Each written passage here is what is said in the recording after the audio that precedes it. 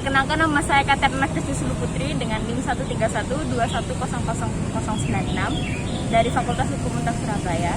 Di sini saya akan mengajak salah satu warga untuk berbincang mengenai masalah lembaga negara.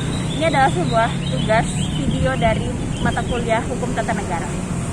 Selamat sore, perkenalkan nama saya Katerina Kristi Putri dari Fakultas Hukum Untak Surabaya.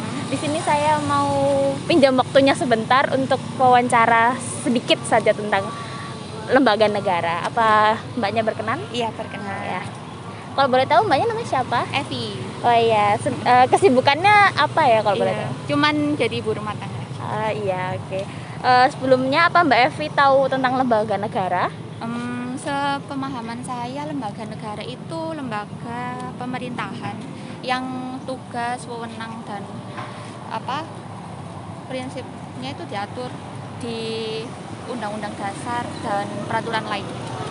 Nah, menurut Mbak Evi sendiri, apakah kita sebagai masyarakat itu termasuk suatu lembaga negara? Menurut saya kayaknya enggak ya, Mbak. Soalnya menurut saya yang melakukan kewajiban atau menjalankan tugasnya itu dari orang-orang pemerintah. Jadi kalau masyarakat menurut saya bukan. Oh begitu. Tapi di sini saya mau memberikan sesuatu informasi saja. Menurut yang saya baca, yang saya pelajari, ada sebuah teori mengenai lembaga negara tersebut dari tokoh hukum yaitu Hans Kelsen. Di situ sebenarnya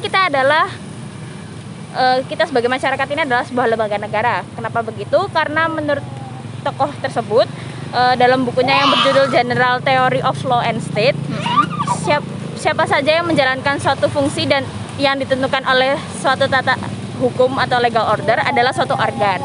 Nah, jadi organ di sini itu tidak selalu berbentuk organik, namun juga lebih luasnya setiap jabatan yang ditentukan oleh hukum dapat pula disebut organ, asalkan fungsi-fungsinya bersifat menciptakan norma atau bersifat menjalankan norma.